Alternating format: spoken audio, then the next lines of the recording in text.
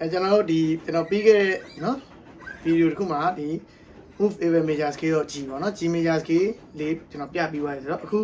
ဗီဒီယိုမှာတော့ကျွန်တော်ဒီ D major scale ပေါ့နော် move even major scale of D ပေါ့နော် D major scale ပုံစံလေးကိုကျွန်တော်ပြပါနော်ဆိုတော့ကျွန်တော်ဒီ D major scale ရဲ့ဒီပုံစံလေးကကျွန်တော်တို့ဒီ9ကျိုးမှာကျွန်တော်တို့စထားတဲ့နော် D ပေါ့နော် base note လေး9ကျိုးမှာစတယ်အဲ့တော့ဘယ်လိုစလဲဆိုတော့ကျွန်တော်တို့9ကျိုး9အကွက်ကကျွန်တော် D ပေါ့နော်D เนาะကျွန်တော်9ကျိုး9ပဲအဲ့ကနေစမယ်ပေါ့ဒီကနေကျွန်တော်ဒိုယူမယ်ဒိုရီမီပါဆိုလာဒီလိုဒီမယ်เนาะအဲ့တော့ကျွန်တော်ဒါဒီ9ကျိုးကစတဲ့ပုံစံလေးပေါ့เนาะပထမကျွန်တော်ပြသွားတာဒီ6ကျိုးကစတဲ့ G เนาะဒါကျွန်တော်6ကျိုးကစပြီး1ကျိုးမှဆုံးနေကျွန်တော်ဒါဒိုကနေเนาะကျွန်တော်တို့ octave နှစ်ခုပါတဲ့ G major scale ကိုကျွန်တော်ပြပါအခုပြမှာကျွန်တော် D ပေါ့เนาะ D major scale ကျွန်တော်ဒီကစတဲ့ဒိုကျွန်တော် re ကကျွန်တော်တို့เนาะဒီ၄ကျိုးရဲ့2ကွက်က re เนาะ re เนาะအဲ့တော့5ကျိုး5ကွက်က do d ပေါ့เนาะကျွန်တော်တို့ဒါ re က e เนาะ mi ကြတော့ကျွန်တော်၄ကျိုးရဲ့เนาะ၄ကွက်ပေါ့เนาะ၄ကျိုးရဲ့၄ကွက် mi အဲ့ကောင်ကျတော့ကျွန်တော်တို့เนาะကျွန်တော်တို့ g flat ပေါ့เนาะ g flat f sharp เนาะ f sharp g flat เนาะဆိုတော့ do re mi เนาะအဲ့ဒါ d e เนาะF sharp or G flat เนาะပြီးတော့ကျွန်တော်တို့ fa ကျတော့ G ဒီကောင်ကျတော့ကျွန်တော်တို့၄ကျိုးရဲ့5ခွက်เนาะဒီကောင် fa เนาะ fa เนาะ so ကကျတော့3ကျိုး2ခွက် so ပြီးရင်ကျွန်တော်လာကျတော့เนาะဒါကကျတော့3ကျိုးရဲ့4ခွက်เนาะအဲ့တော့ A B เนาะ D E F sharp G A B do re mi fa so la เนาะပြီးရင် T က2ကျိုးရဲ့2ကွက် T ပြီးရင်ကျွန်တော်ဒိုကကြတော့2ကျိုးရဲ့ကျွန်တော်တို့3ကွက်အဲ့ကောင်က D နဲ့ပြန်ဆုံးသွားတယ်ဒီကောင်ကဒါ D flat เนาะ C sharp or D flat เนาะအဲ့တော့ဒါကကျွန်တော် octave တစ်ခုရမယ်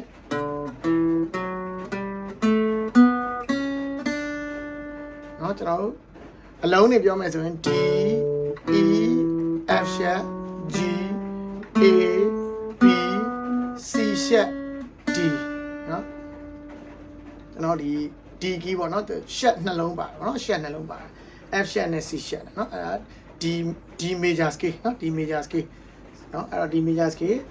ဆိုတော့ဒါတစ်ခုပေါ့เนาะပြီးတော့ကျွန်တော်အဲ့ဒါလေးကိုဆက်ပြီးတော့ဒီအောက်ဆုံးအောက်ထိပေါ့เนาะဆက်သွားလိုက်တဲ့ခါမှာကျွန်တော်ဒီ re ဆိုတဲ့နောက်ထပ်เนาะဒီအမြင့် re လေးပါလာမယ်အဲ့ဒါကျွန်တော်တို့2ကျိုးရဲ့5ခွက်ပြီးရင်ကျွန်တော်တို့မီဖြစ်တဲ့เนาะ F sharp နောက်ထပ် F sharp အမြင့်ကကြတော့1ကျိုး2ခွက်ပြီးရင် fa ဖြစ်တဲ့ G က1ကျိုး3ခွက်နောက်ဆုံး1ကျိုး5ခွက်မှာ so เนาะကျွန်တော်တို့ A နဲ့ဆုံးရမယ်เนาะအဲ့ဒီကျွန်တော်အဲ့ဒီသွားတာပေါ့ဆိုတော့ဒီဒိုကစမယ်နောက်ထပ် octave ရဲ့ so ဒီเนาะ re mi fa so la ti do re mi fa so เนาะပြန်ဆင်းမယ်ဆိုရင် so fa mi re do ti la so fa mi re do ဒါကျွန်တော်တို့ဒီ5ကျိုးအစတဲ့ move even major scale of D ပေါ့เนาะ D major scale ရဲ့ move even position လေးဖြစ်ပါเนาะအဲ့တော့ကျွန်တော်အဲ့ position လေးရွှေ့ပြီးတော့ပထမ G တုံးကเนาะ G major scale ရဲ့လိုပဲရွှေ့လိုက်ရင်နောက်ထပ် scale တွေအများကြီးကျွန်တော်တို့ပွားလို့ရတယ်ပေါ့เนาะဆိုတော့ okay တော့ပြန်ပြမယ်ပေါ့เนาะdo re mi fa so la ti do re mi fa so ပြန်ဆင်းလိုက် so fa mi re do di fa so fa mi re do เนาะဒါလေးပေါ့เนาะဆိုတော့ပြန်ဆင်းရင်လည်းရသေးပေါ့เนาะဒါပေမဲ့ကျွန်တော်ဒီမှာတော့ဒီအခြေခံလိသမိုင်းတော့ကဒီဟာလေးပဲကျွန်တော်ပြတာအဲ့ဒါလေးကိုကျွန်တော်တို့စင့်ပွားပြီးတော့တီးလို့ရပါเนาะဆိုတော့ကျွန်တော်တို့ပွားကြည့်လိုက်မယ်ပေါ့ဒါကျွန်တော် D ပေါ့เนาะ D ဆိုကျွန်တော် E ကိုပွားကြည့်လိုက်မယ်ဆိုရင် D ကနေတွားလိုက်မယ်เนาะဆိုတော့လက်ကဒါ left position လေးပေါ့เนาะလက်နံပါတ်4เนาะဒါ4လက်နံပါတ်1လက်နံပါတ်3လက်နံပါတ်4เนาะ4 1 3 4ပင်1 3ပင်1 2 4 4 1 2 4ဒါအဲ့လက်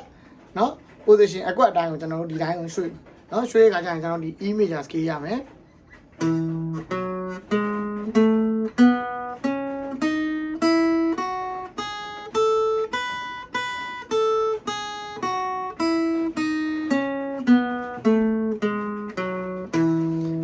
E major scale เนาะ အဲ့ခုနပုံစံတိုင်းရွှေ့သွားတယ်နော်ကျွန်တော်အဲ့တော့အဲ့တိုင်းလေးတွေကိုကျွန်တော်တို့ဒါ exercise အနေနဲ့ကျွန်တော်ကျင့်လို့ရတယ်နော်ကျွန်တော်တို့ဒီရစမယ်အဲ့လိုတစ်ခုချင်းစီပေါ့နော်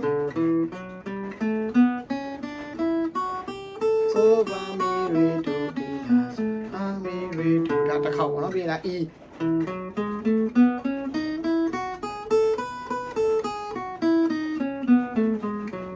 ပြီးတော့ကျွန်တော်တို့ half tone เนาะ half tone ရွှေ့လိုက်တဲ့အခါမှာ F major scale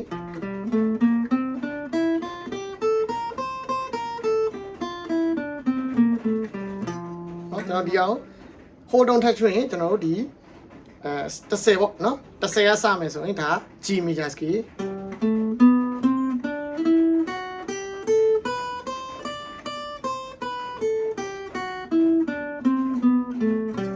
စနစ်ကစရင် A major scale